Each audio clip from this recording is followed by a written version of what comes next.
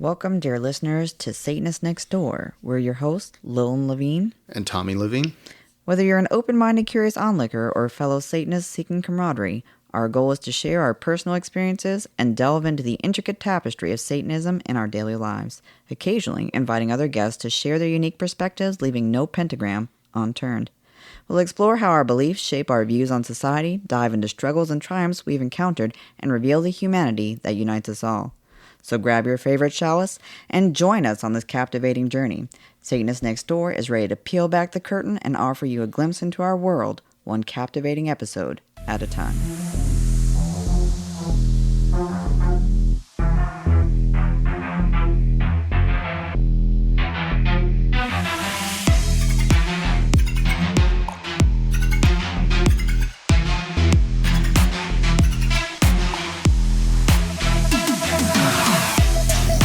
Hello and welcome to another episode of Satanist Next Door. So this week we've been actually pretty busy out and about, doing Satan stuff. And so we thought we would, kind of recap some of the things that we did this week. And I think some of these dovetail into the last conversation that we had where Lucian was on and, the whole group was on there because we were talking about doing things and what we can do just as individual members or people, or even if you're not a member and you're just like, hey, this shit's kind of fucked up that, they're trying to push through. I say the first thing we should probably talk about, because you went and spoke at a school board for, they were having a board meeting for adding chaplains into the district. Yeah, that was really interesting. And I will say, if you've never had the chance to go to a school board meeting in your area, I mean, even just to sit in and see how they function, it's worth going, especially if they have open commentary, because you don't know what you're going to hear. I certainly didn't. And the things that people had taken the time to research on board members and share with the community, who are literally paying their salaries, were really a bit eye-opening to look at. And voting them in, too. And voting them in, yeah. So it was really interesting to learn some of that stuff. I mean, and see what the school boards are doing in your area, because they do have to do a little bit of accountability and talk about what's happening and what they're doing individually. So I did like just being part of that. And, anytime you get to see how these things work, it gives you a better understanding. Yeah, it was like the first or second lady that went up to speak. And she just dumped all the shit on each one of the members. I mean, one of them turned out that he was a Gen 6er, it was like, wow. Another one apparently was selling faulty machinery. There was so much stuff. So I had the normal anxiety I think anyone does when you're going to be speaking in front of a decent-sized group of people on something that really does matter and what you say really matters. So on that, I would say everyone obviously can't just jump into doing this kind of thing. Because you have to be public. Right, and especially since if you're out there speaking as a Satanist, everyone obviously can't just go out and speak on behalf of a congregation and should not speak on behalf of TST. Even I can't speak officially for TST itself. Only my position in it and what I was trying to express in this moment called for me to be there as a congregation minister, because it was about the chaplaincy program. So I was really nervous. I didn't want to say anything wrong or say the wrong things that could be misinterpreted. So I chose my words very carefully, and I didn't want to disparage other people's beliefs, because, people are entitled to their own beliefs. They're just really not necessarily entitled to share them when there's a separation that exists between church and state. Yeah. And, I think you did an awesome job. I mean, and there is a recording of it up. We put it up on TikTok and then shared it across Facebook and Twitter and all of that sort of stuff. So if you haven't watched it yet, I'd say, go take a peek. I think you did really well, and you nailed all. You did it in a respectful manner, right? In a manner, and you can actually see the elderly lady behind you really confused at times when you were speaking, especially when you were speaking about the responsibility of counselors, and if they're going to do this, they need to do this the right way and be inclusive and all that. She was like, and then the Hail Satan, of course, her jaw kind of dropped to the ground. Anytime you shout that out in a very non-satanic environment, people tend to be very differing reactions. Yeah. Most tend to be shock or aggression. But I don't think what was nice was, and it really speaks more to, I think, TST as a whole, people were excited to see us there. Yes. Other people from the congregation came and sat with me and you while we were doing this, and it was nice that people came up and sat with me and spoke to me and thanked me for being there. Prior to the event, just so everyone's clear, other parents had reached out to our congregation wanting someone to come and speak because it did have to do with religion in school, which I do not think should be happening. I don't think religion belongs in school. I have no problem with education that talks about theology and differing religions. I think that that's healthy as long as you're not trying to push one over the other. If you're just honestly having an open conversation about just theology itself and how people experience it and what it means to other people and leaving it open to people's interpretation to decide what they want to explore, that's fantastic. Especially if you can bring in different, representatives of those beliefs, because then you get a much better, richer context and you can share a lot more about it. So even if no one wants to do it, they truly understand the religion. But what I don't want, and what I don't think most people really want, is one interpretation of religious belief, because to be clear, the chaplaincy program is not all Christianity and is not going to reflect all Christians. It's a very narrow kind of thing that really pushes an indoctrination into Christian nationalism. I mean, even that's if they're really using flowery, it's flowery language, and they used what I felt was really disingenuous suicide prevention as one of the big reasons why they should be in a school. And to be quite honest with you, while I do think religion plays an important part for people that share a faith to help with suicidal ideation and to help them with issues that they're dealing with, what I don't feel is that people who are there with a very obvious agenda are going to be there for LGBTQIA kids, or kids that are Muslim, or kids that are Hindu, or kids that are Buddhist. I feel worried that in these environments, while some may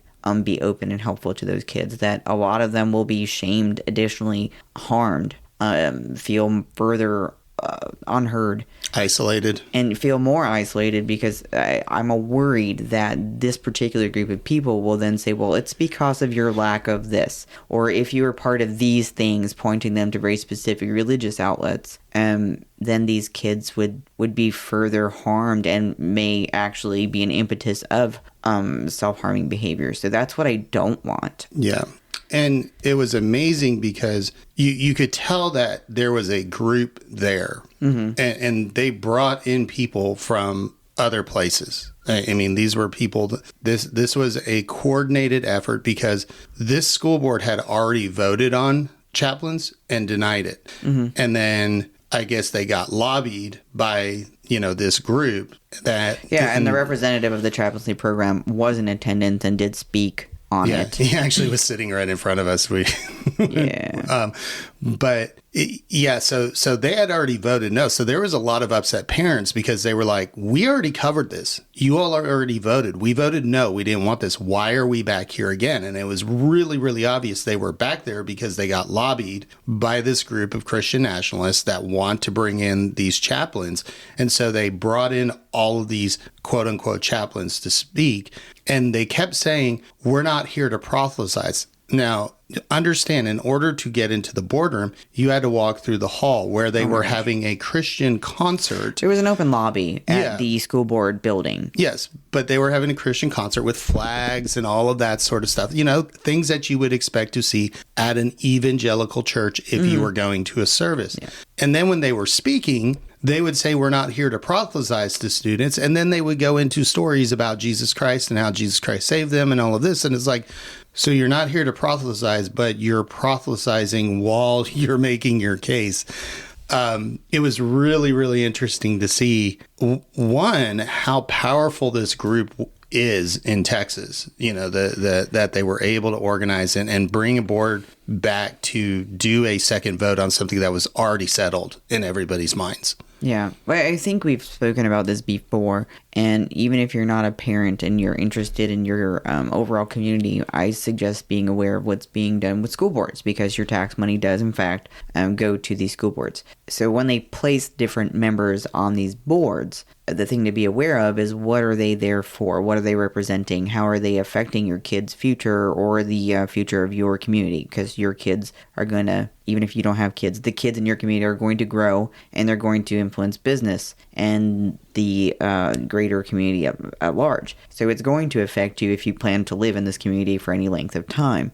So take an interest, because this is the future you're going to be interacting with. Yeah. But they definitely aren't people. When I say they, people don't seem to be taking time to pay attention. We've voted on these in-between sessions quite a few times. I don't know that I've missed voting for most of my life from turning 18. But I began to get more involved in the off. The off-season, the middle midterms, and even the midterms, Yeah, so we started being much more active in understanding who are the people that are putting up for votes. What are these boards composed of? What interests do these individuals represent? What's their agenda? Right. And unfortunately, over the last so many years, we've noticed a very strong increase in people that have religious backing, very specific nationalist-tied religious backing. Because, have religious involvement isn't unusual and not necessarily a bad thing. Nope. But when they're very specifically nationalist-type things, it's very concerning, because these are the areas where they have influence to then affect other parts of your community. So these individuals were very largely backed by that particular group, and so they're much more influenced by those type of legislative efforts and pushes. There were a few people obviously not associated with it, and were unfortunately some of the lone voices of challenge. Very well done, very professional, intellectually placed questions. I mean, things that really brought into question, what are we doing? Here are my concerns. How are you going to be able to address them? What about these things? So the considerations were there. And parents, amazing job by the Sci-Fair parents. They showed up understanding what this legislation meant, how it was being funded, the way it would affect things. So, people are getting more involved. Please do that. If you're a member of a community, educate yourself on the things that are happening. Write up something that makes sense. It could be short. It doesn't have to be long. It could be something very small and impactful nonetheless, even if it's small. But speak about what your concerns are as a person, what your concerns are for your community, and how you're feeling that this will affect the educational environment that students will be in, especially for things like this. Yeah, and just to be clear, because I saw some posts, schools are supposed to be secular. Mm-hmm. We completely agree with that. Schools are supposed to be secular. But if the school board votes or knows they're taking a vote, to bring in chaplains, they're looking to get rid of that secular part that's supposed to be in public school. So sometimes when TST shows up and we're making our argument that if you put a program in, you have to be inclusive because that's the law. I mean, that comes down to constitutional rights. You can't have one religion in a public school. Now, if you want to do that in private, that's fine. But our stance is, well, if you're going to open these up, then you have to open them up to everybody, and that includes us. And by taking that stance, we've been able to stop some of these schools because they realize, they say, oh shit, yes, if we open this up, we're either going to have to let them in, or we're going to have to deal with a whole bunch of lawsuits and things like that, and we don't want that.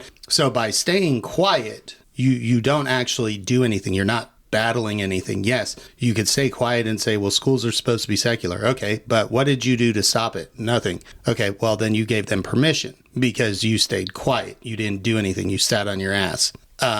Which fine. If you're okay with that, you're okay with that. But that's what being quiet does. Being quiet is capitulation. You're basically saying, well, we don't think that schools should be secular, so I'm just not going to go. I'm not going to give the statement. I'm not going to speak on behalf of my religion because my religion doesn't believe people should be religion should be in school. Okay, well, at least go and say that. Yeah. At least go and say schools are supposed to be secular. I mean, you only get a minute or two to speak, so it's not like you have to put together a whole big long thing. You can just literally go up there and say, I'm against this. Schools are supposed to be secular. Yeah. And the shorter, honestly, the better. I went with a bit longer, and I did time it, and I did practice it, and I did really try to make it impactful because I was there to say, right, as a minister, which I am, and as a legally recognized religion, which we are, I want you to understand that we also have a right to come in and do this, and if you're going to insist on it, fine. I respect that. That's your right to do, and if other people choose to vote it in, that's their choice. But we need to be included. And, if you're going to do that, then I really would prefer you consider the impact of the psychological well-being of kids, that you're taking away money for teachers that need it, for counselors that need it. And I believe that the bill actually recognizes they're taking away from security funding. Yes. So the chaplains would be in part of the security funding money that goes to the school resource officers and people that are there to protect your kids, to help put in security barriers, the things that we really wish didn't have to be in school either. Right. Things like to protect against things like school shootings, which we see a lot of, unfortunately, these days. Yeah. I'd much rather have my money going there than to some chaplain that's going to say, well, Jimmy, I understand that you're having a hard time, but maybe if you embrace the Lord, then that wouldn't be so hard. We don't need that in school. That's what church is for. Right. A lot of the people that were there as proponents for the chaplaincy program brought up a lot of statistics that didn't have a lot of supporting data. I definitely recommend people, if they're seeing this in their area, look it up, do some research, and challenge their data points, because in this instance, they didn't really have. I wasn't there to do that, though. But in this instance, they didn't have proper vetted supportive data. That's another way you can definitely challenge it. If you're not comfortable saying something that you feel is passionate or eloquent, or if you're just more of a very sound reasoned person, go up there with the numbers. Go up there with the data.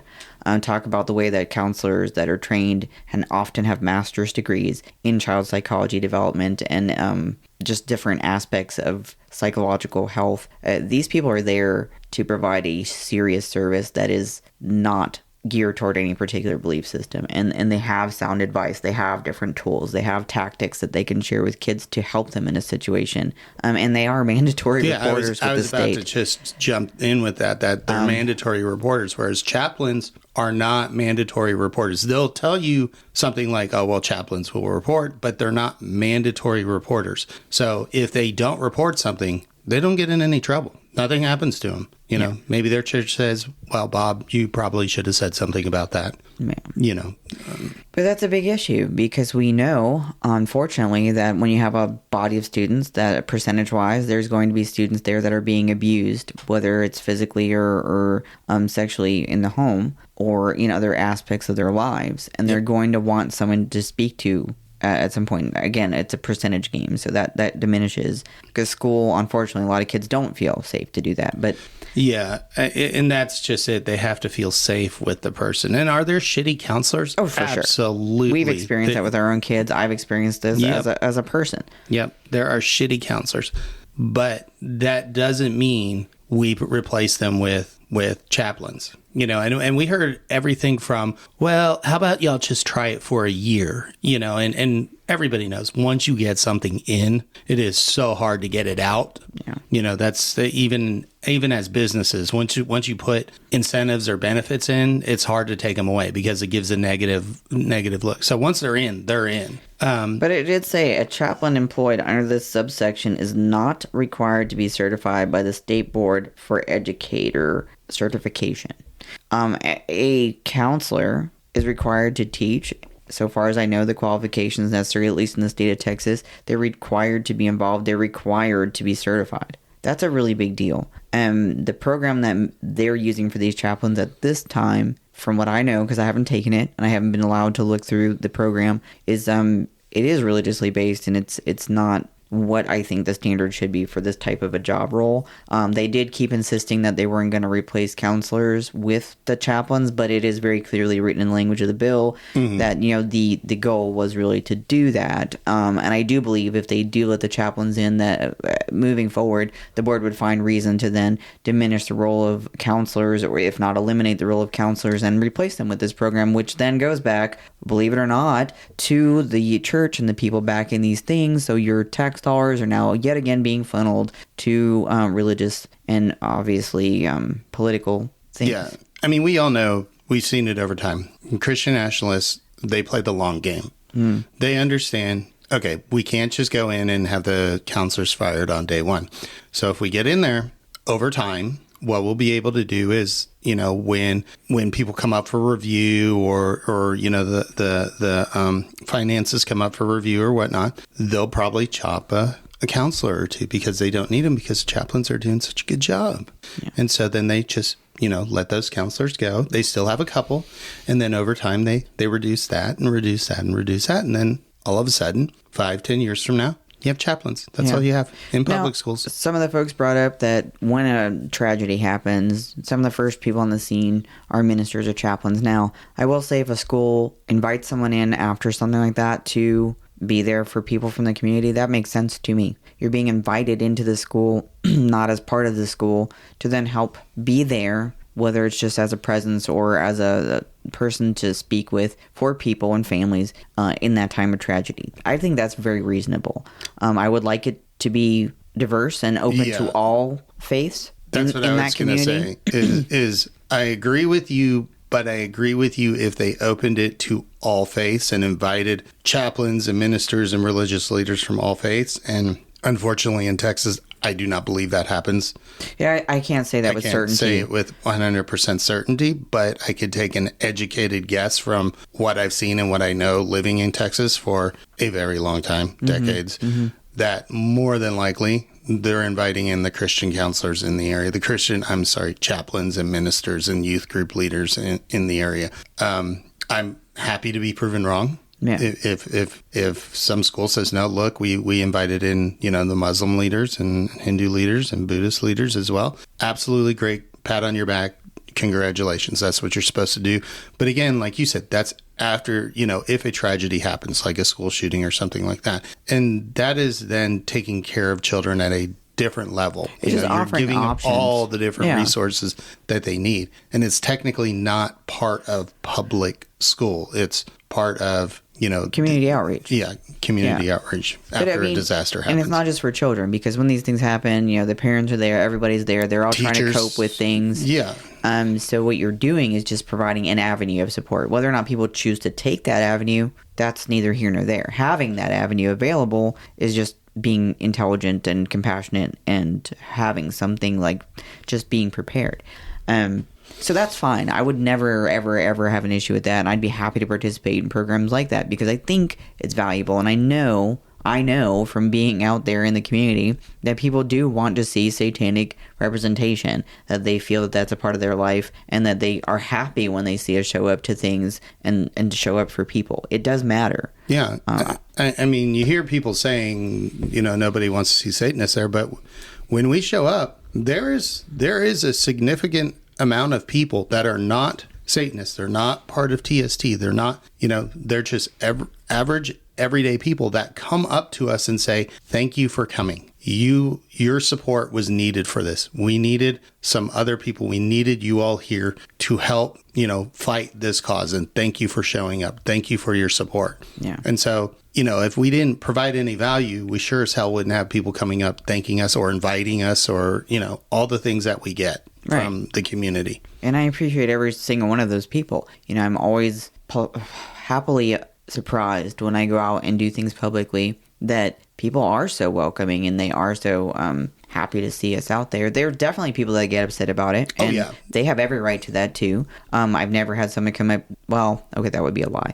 I don't often have people rudely come up to me and express that. People will come up and have a conversation and express their feelings, which I totally support. And I'm always happy to have those conversations, provided you're respectful. I guess a few times there's been some ugly exchanges with people, which, to be quite honest, I'll listen to a couple of things. I'll try to provide some avenues of discourse and open dialogue. De-escalation. But if the individual is just really adamant and they're only there because they're trying to vent, which is a natural way to deal with things that you're unhappy with, I'm just going to politely decline and I'm going to remove myself from the situation because I don't owe you a conflict. Yeah. But that's the thing. You just got to pick your battles. And for all religious leaders, I would say, but especially for people that are in a minority religion like ours, I just think the best way to deal with those kind of situations is to accept some people are just angry and some people are angry with reason and some people without reason, and trying to decipher which is happening in a moment is really not going to make the difference. If they're so upset in that moment, you're really not going to be doing anything if you've clearly identified they're not there to speak to you. Yeah.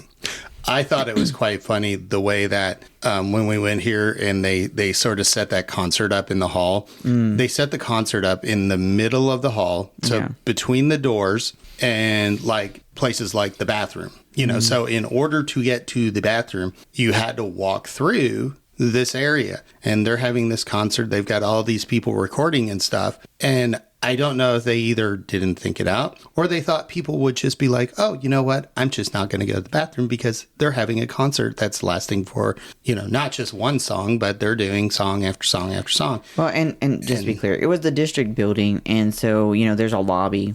Yeah. And there's just like a big open area by the front windows. So it's kind of like sort of a lobby reception area. And you have to, it's like the school, sort of similar layout. You got to walk through to go to the restroom. So there's people lining the desk reception area. There's people lining the window area. And then there's some people against the other wall going down the hall towards the bathroom. So they're in this kind of a square rectangular box shape, and in the center there's a few people with these rather ornate flags and like really pretty clothes, and they're doing like speakers, and they've got a whole thing happening. So they're there and they're handing out the chaplain talking points flyers to people. So they've got this really cute glossy with the back and front that looks kind of like something between NASCAR and an environmental like poster. I don't know. It was like really interesting. But I took a picture of it and I put it online. Yeah. So it was just very obviously they were there with an agenda, and it was all there. So I mean, again, great stuff. I suggest collecting those things with Ernest, thanking them for it, and then looking up the facts, because that right there is what they're claiming, and you have the absolute right and ability to counter that. Yeah.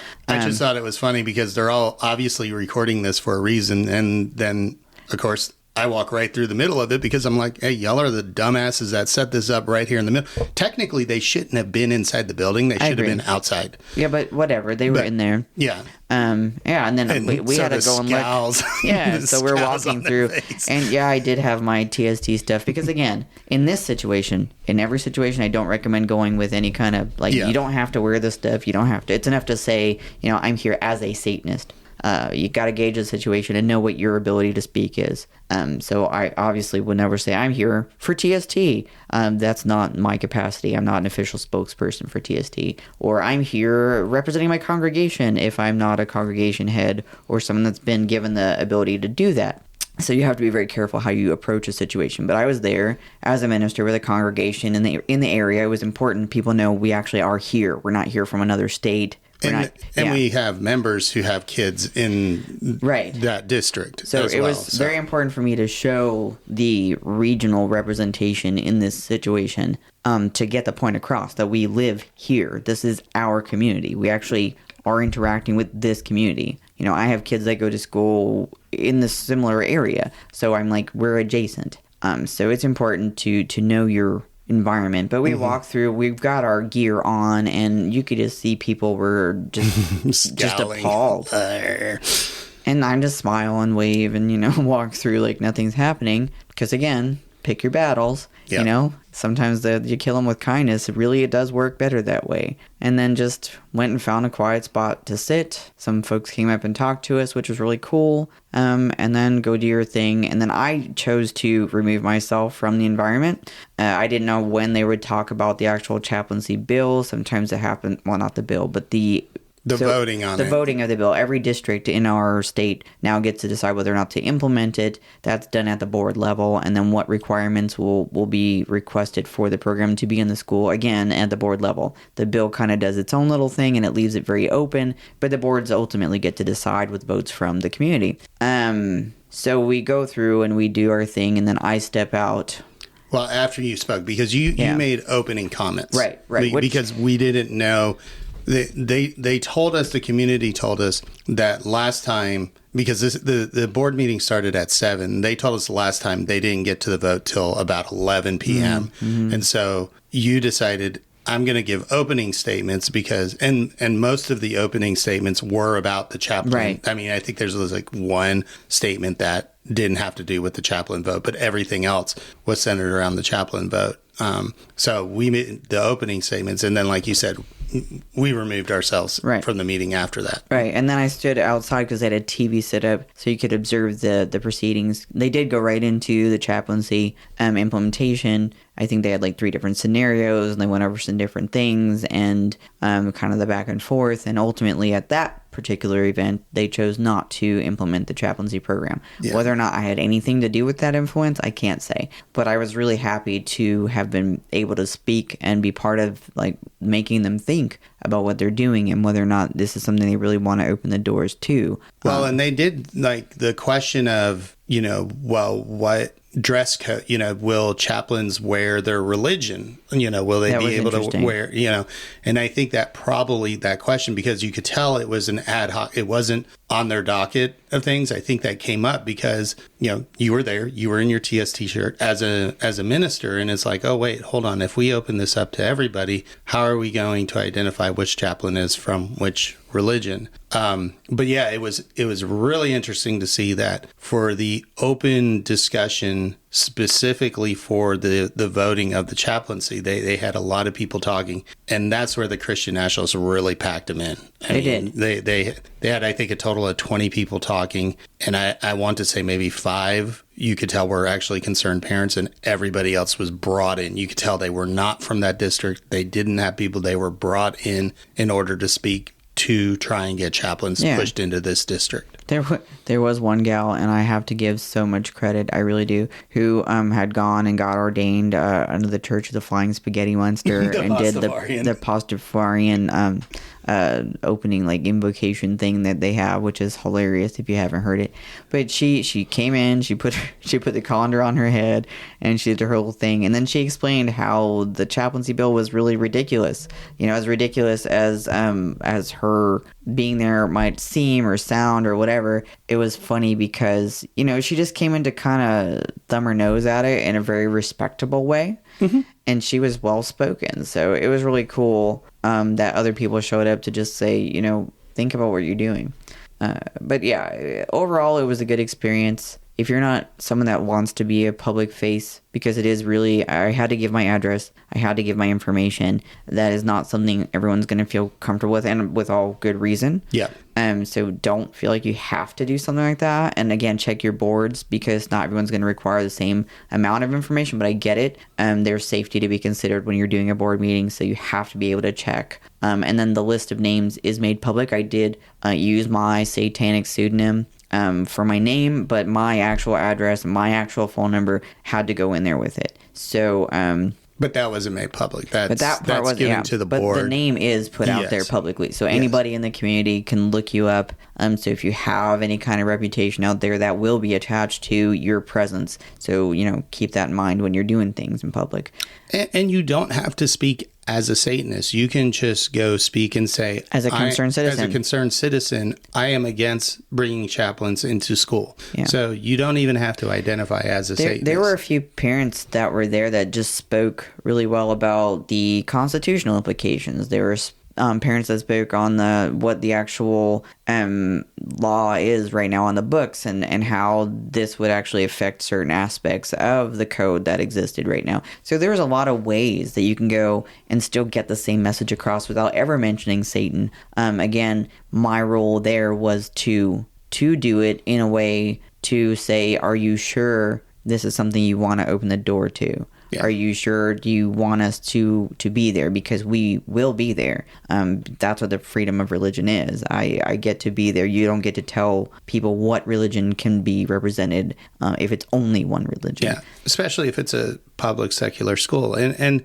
my message consistently to parents is, if you want your children to learn about religion, send them to a private school. And to all the religious private schools that cost a whole lot of money, if you really cared about your congregation and its members, well, maybe don't have 3 or 4 mansions, sell one of your mansions and lower the cost of your school. Because according to the Bible and the way Christianity is supposed to run, the churches are supposed to be there for the community. It's not supposed to be the community feeding the churches and making the ministers rich. So there's well enough money in most of these churches. I mean, we've got a mega church being built up the road, which I can tell you runs well into the 7 figures. And, easily. And that, if you want private schools, if you want the children of your congregation to go to a private school, fucking build one. Yeah, you can do a parochial school, and you could have whatever religious education you and the educators plan to do. I think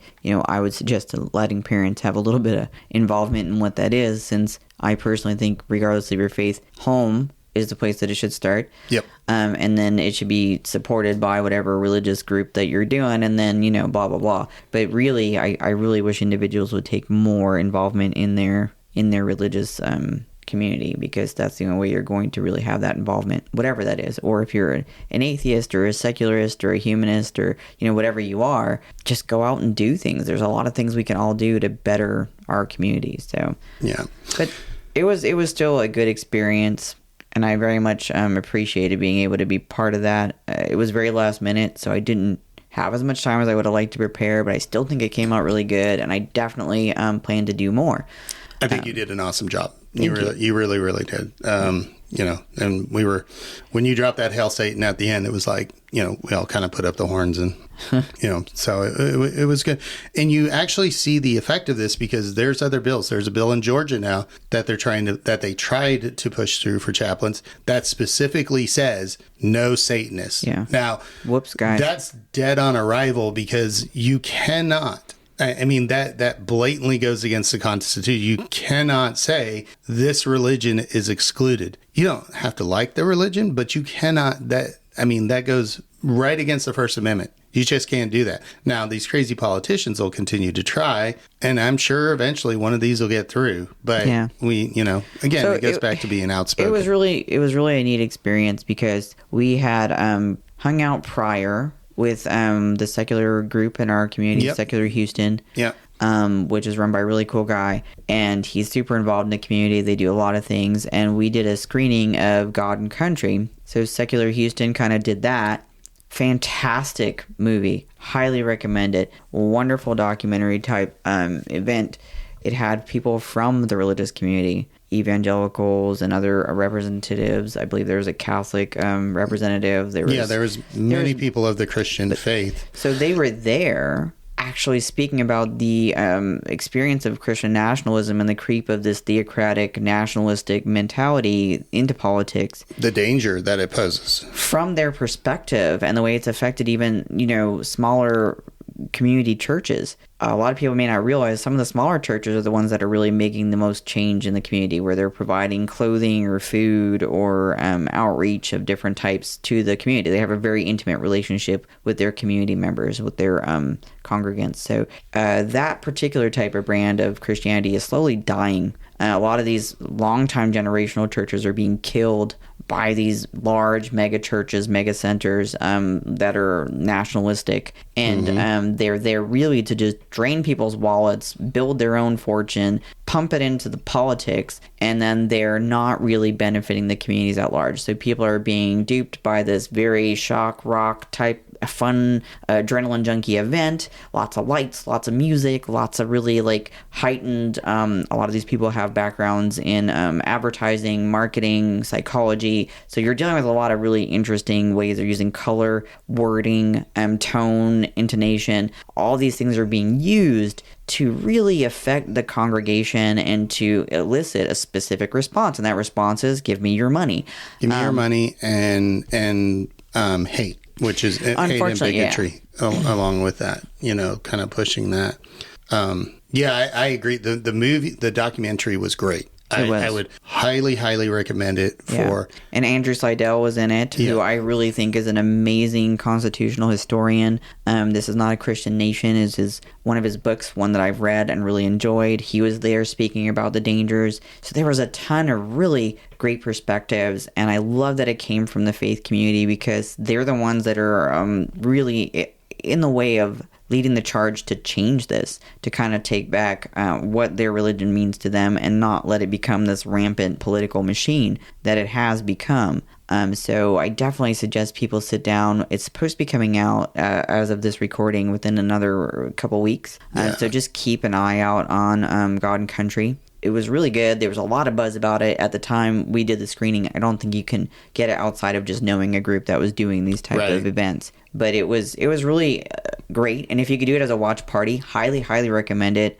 Because we sat in there with people of different faiths and no faith at all, again, secular group. but there was a mix of different attendees. So it was cool, the after conversation, to just really hear what the community was thinking, how people were feeling, different ways to have action to combat some of these very negative things happening within our own local community. So I definitely think if you can swing something like that and do something like that, and even invite people of other backgrounds to have these open discussions so we can open up more things, totally please do that. So we started the weekend. I think it was a Sunday? The week is a blur. I want to say that was a Friday.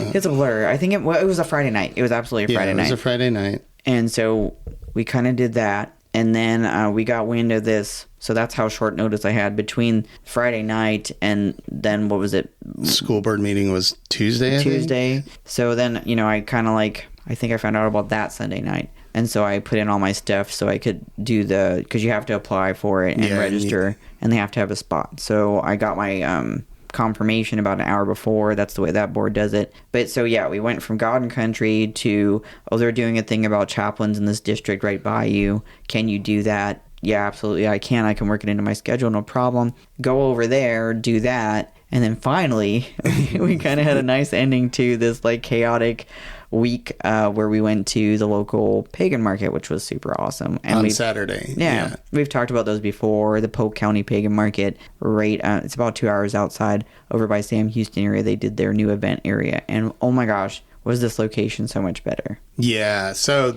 what we've battled in the past, if you followed us or listened to us, we probably we did a whole podcast about this thing one time, because the amount and the anger from the Christian nationalist protesters that would normally show up, because they could show up at a park, even though the group would rent out this area of the park, which basically made it theirs. These protesters were able to sit on the outside, and they would divert traffic, they would block the road, and even when the police were called, the police would do nothing about it. They're okay.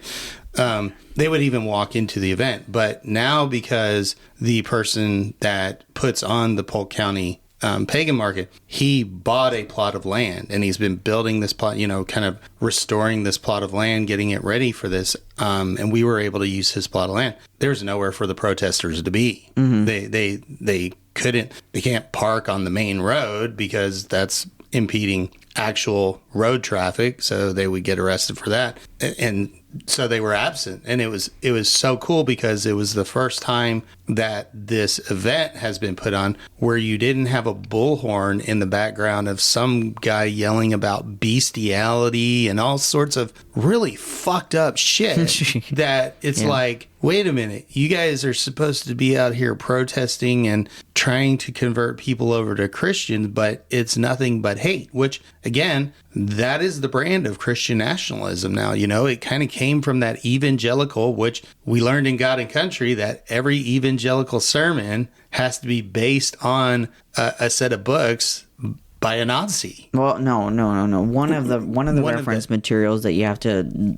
They have a list of books they had. I don't know if this book is still in there. They have a list of books that they have to reference their sermon against. So when they do a sermon, they kind of have to check it against this reference material. So it's ticking these boxes. And one of the reference materials was, in fact, a Nazi. Not just any Nazi. No, not just any. The Nazi that helped to write a lot of the material for Hitler himself. So that was something that the individual from God and Country, he said he did not realize this. He did not know that this book that was being used so frequently by them. No, he knew it was used frequently. Because he was an book, but he didn't know that he didn't know it was that the person that wrote the book was a Nazi. He did he just did the typical. I went through seminary school, and this was one of the materials. I'm an evangelical preacher. This is what all my evangelical preachers tell me to reference my sermons against. So every sermon for evangelicals has to be sort of referenced against this sort of stuff. And as I started to open up my eyes, as I started to see how these people were acting, especially once 2015 and 2016 came around, and I saw them basically take their values and throw them out the window because they knew, well, even if this person isn't following our values, we're going to just pose him as, you know, the story in the Bible of the pagan king that, you know, and so they kind of threw all their values out the window. And so then he started looking, and then he's like, holy shit, this material that I've been referencing for all these years that I've been writing sermons is done by a Nazi. Yeah. You know, Hitler's Nazi, like Hitler's chaplain, you know, I mean, and he was just floored. It was like, wow. Yeah, it was also interesting because I don't know that he meant all, I doubt he meant all, but he said that some of the reference material they used, not reference material, some of the things they used to point to of what not to be was Donald Trump. Mm-hmm. So that was also interesting because he slowly watched his, you know, fellow congregation leaders, ministers, whatever, he watched them more and more begin to embrace Donald Trump. Yeah. And that was also really interesting. I'm not saying to or not to embrace Donald Trump. What I'm saying was it was interesting to hear him say that he had been the antithesis of what an individual should be when it comes to, you know, a Christian or what Christian-like behavior, Christ-like behavior is to them. Donald Trump represented the antithesis of this, and yet they began to kind of find ways to justify supporting and backing this individual. And embrace, yeah. So it was like, he said up until about 2014, the evangelicals often use Donald Trump as an example. This is what you shouldn't, this is the type of person you shouldn't be. And then as the money started to flow in 2015, and I guess he invited all these evangelical leaders to, you know, to a special meeting. He said he didn't go, but all of his friends were texting him saying, oh, this is our guy. This is the guy. He's the one that's going to do it. He's going to get Christianity into the government. He's going to do this. And so they just totally traded out their values again in order. And that's one of the things that I've been talking about a lot is they don't care how they get into government. Is as long as they get into government. So they are totally fine with somebody that kind of, you know, breaks every so-called value that they have, as long as the end goal gets them what they want, which is to convert America into a theocracy. That's what they're looking to do.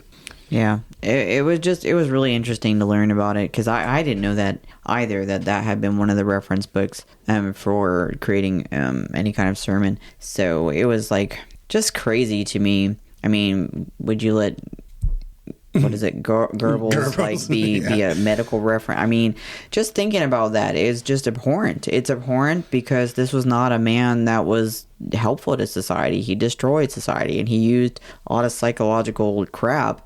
And it just shows this deviant undercurrent of... Well, they use nationalism, too. I mean, the Nazis used nationalism. That's how they grew, you know, so quickly and got people to just kind of come under their ranks. I think it was Dietrich Bonhoeffer. I want to say it was Dietrich Bonhoeffer. I don't remember, though. I believe it was Dietrich Bonhoeffer that was one of the reference guy they were talking about, but I'll have to look. Yeah, I'll have to double check. I looked at it. We had so many things going on this week. I had it on my phone at one point. I remember it. Never mind. I know Dietrich was mentioned in the conversation, but there was a lot of, like, I was looking through some of the different stuff, and then for whatever reason I can't. I'll try to link it when we put this up, but... what was crazy was just, to me, the idea of a Nazi of that level, Nazi at all. Yeah, but not just any Nazi. This wasn't just like, I'm a Nazi officer. This wasn't just any Nazi. This was like Hitler's write me sermons Nazi. Yeah, I was wrong about Bonhoeffer, so. But just, it was crazy learning that. I don't know what it is. I've never been that type of evangelical ministry. I don't know what it looks like for them to write up these sermons or how this stuff is put together, but I would be really curious to know what the other books that they use as reference, who those individuals are as well. So it just really, it's insidious that they didn't even tell people what they were referencing. Yeah. Yeah, they didn't. So, well, I mean, so back to the pagan market, because we kind of jumped. Yeah, that's we did a little ADD there. Welcome to my mind. Yeah, we did a little ADD stuff there. The pagan market was so nice because we had no bullhorns. It was just so peaceful, and people were, and they were even commenting as they walked around. They were like, "Wow, we can actually like talk about stuff now because the main subject isn't."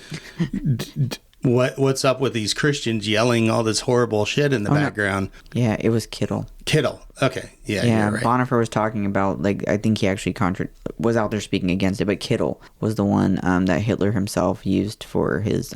Yeah, and that's the reference material for evangelicals to put sermons together, or used to be. I don't know if they've removed Kittle or not at this point, but it kind of shows the roots. I did it again. Yes, the pagan market was good. We had one guy come up and talk to us. He said that they were like, so we don't have to talk about the guys over here Christians shouting crazy stuff. So what do we talk about? And they're like, hey, why don't we actually talk about what we're doing today? Oh yeah, we could do that now. So he was really funny. He came up and started just talking with us, but it was so different because people were relaxed. I kind of, at first, I noticed that it was the usual kind of energy that I always see. Little anxiety tiny underneath. Touch. Yeah. And then as the day went on, granted it was a windy, cold day, not freezing or anything, but cold for Texas. It was a bit breezy, so everybody was just doing their thing. And as the wind calmed and as the weather warmed, people just started just wandering around and talking. I had so many deep conversations with people. People were laughing. They do at this particular market. There was an Easter egg hunt, which the kids had a blast with. Granted, they're not Easter eggs in this capacity. They're the actual original All-Star eggs that go along with that festival, but they were the same little cute plastic eggs. So they did the egg hunt.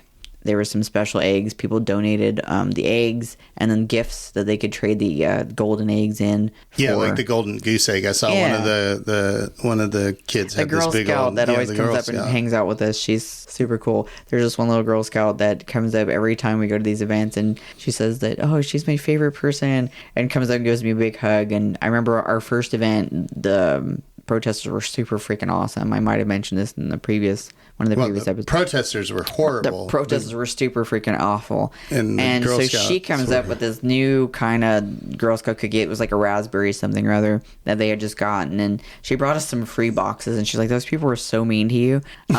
Here's some cookies. Some free cookies. And I'm like, oh, okay, thank you. And she just, from then on, it was like we got along famously and we'd get hugs. And she just really sweet. I mean, really cool. Mom's really cool. Family's really cool.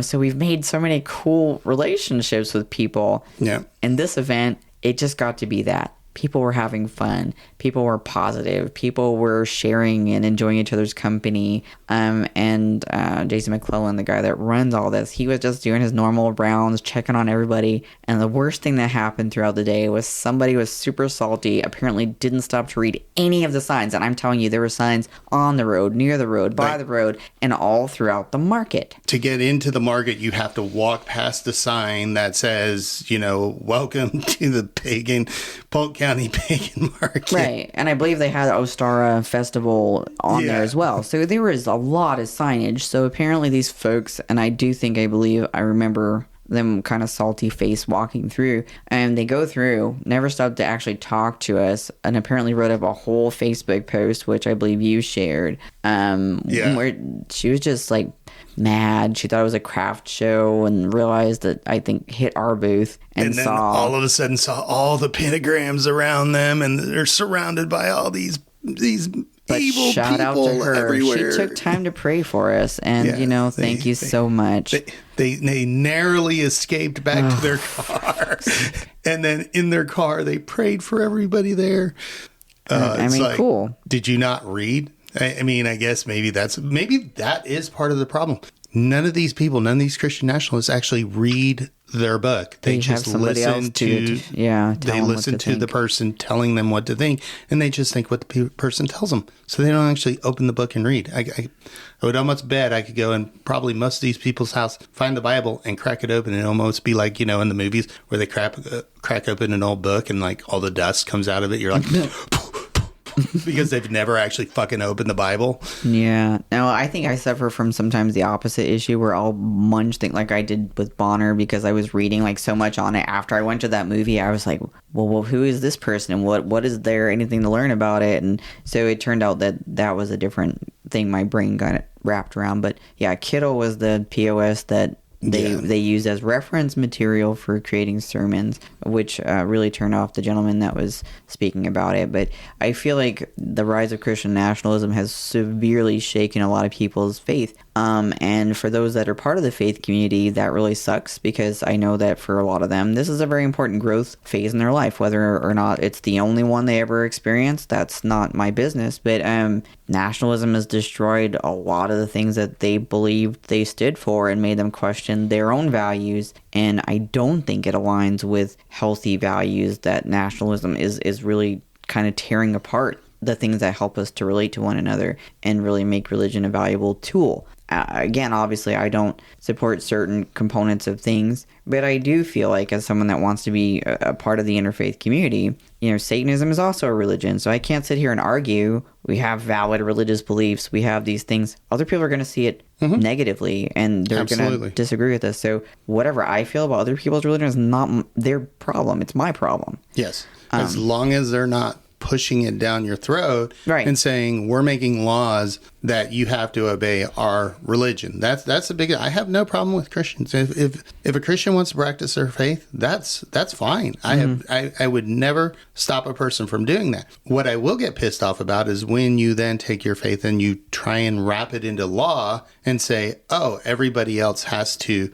even if they don't believe in the same thing I do, they have to act according to my which is bonkers, system. Right? Because I could tell you, I've known tons of Christians, even within one congregation, and their interpretation of the Bible varies dramatically from one individual to another. So to say that one person's interpretation of their faith should be applied to all people, even within the Christian faith, doesn't work. Nope.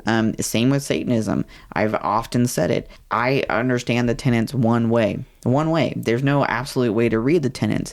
And if I try to tell you how you can interpret the tenets because of the way I interpret them, you'd probably have a problem with me, and rightfully so.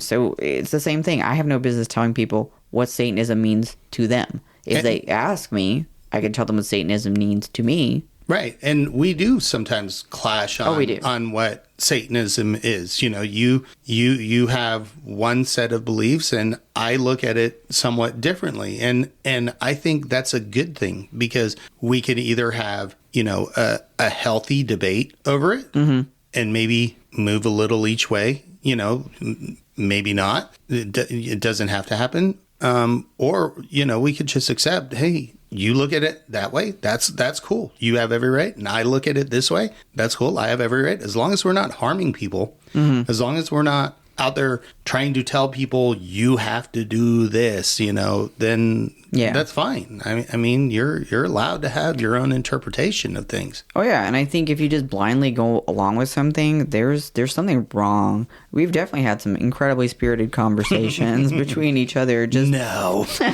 trying to oh, you think that? Really? I didn't know you felt that way. Why do you feel that way? And then we would have different conversations, and often, it'll be that level, and occasionally it's not quite so polite, but it does usually land in a fruitful discussion. And occasionally, and I suggest anyone do this, there's a timeout period, like, hey, I'm a little emotional about this right now. I feel a certain way, so I'm going to take a little time to compose myself, and we could talk about this again later. Very healthy tactic. Definitely recommend it. But it's normal, and that's what I love about the tenets. That's why I'm glad we don't have some freaking foundational book written, by Lucian Greaves that we all go back to and look at and say, this is the only way. Lucian. Lucian. So I'm glad. Lucian. But, in light of our recent group conversation that had a really awesome panel of folks, including Lucian, where he really said, I really could do better on disseminating information, and I want to be able to do more, and I want to help encourage people to do more. And if you want to do more, there's tons of different ways to do that. And this was one of the ways that I was able to do that, and I'm so glad I could. I know there's other options for people. Believe it or not, the Satanic Temple has a satanic representation campaign that actually works to understand legislation from different states and help people do things behind the scenes, research, writing, exploration. And you can reach them. I believe it's src at thesatanictemple.org. So you can go to them if you want to try and see ways that you can contribute. I believe they'll probably even take help from people if they're not involved with TST, but just feel very compelled to help in different capacities. Yeah, I don't know. I'll let them speak for themselves as far as what they will or will not take. I know as an individual within the community of the Houston area, I'm always happy to get help from people. Whatever capacity you guys want to help from the community, do that. Talk to your local congregation, see what they need, and then hopefully the congregations will then encourage people to take that and point you to the right places where you could be the most useful. Yeah. It was a very busy week. Very busy. But it was busy good, I mean, it was one of those, and the timing was perfect because it came off of our recording from last week where we were like, hey, do stuff, and then all of a sudden, it's one of those careful what you ask for sort of things, because then we got a week full of stuff to do. Yeah, well, I mean, God and Country, I think we had that one booked for like a month. Yeah. So I had been waiting to go, and I had been wanting to see that particular thing for a while because I was super psyched about it. I thought it was a smart way to kind of approach it. Was not disappointed. Totally enjoyed it. And then it was really cool to have the opportunity to do something about the situation. Not everyone gets to do that. So that was really awesome too. If you're so inclined, talk to people that can help you figure out a way to be able to do things like that. If you're just wanting to participate in community stuff, look what's going on. You don't have to be out there. You're a Satanist, that's great. Find out if there's a soup kitchen around you. Are there animals that need to be walked at a local shelter? Is there a boys and girls club that has kids that are desperately in need of role models to help them to feel loved, respected, and seen in the community? Check that out. Go get vetted for that program. There are no shortage of things within our communities respectively that we can't find a way to contribute, whether it's as a Satanist or just as a person that's concerned about the community. I would hope that you're not just out there doing only Satan things. Because our religion, all of these things are Satan things. Everything that's compassion, empathy, providing support for people, respecting their choices and giving them a voice, all of these things are satanic. You don't have to bodily use that. Autonomy. Yeah. The word doesn't have to be there with it. We know what we're out there doing it for. We know what drives us. It's our combined, love for this philosophy and the way that we apply it in our lives, and that's what our religion is. So I definitely encourage you guys, even if you're not sure, find ways, and even if it's just sending a tweet, when they put out these stupid laws, even if it's just sending a tweet or a Facebook message saying, this is bullshit, or I don't agree with this.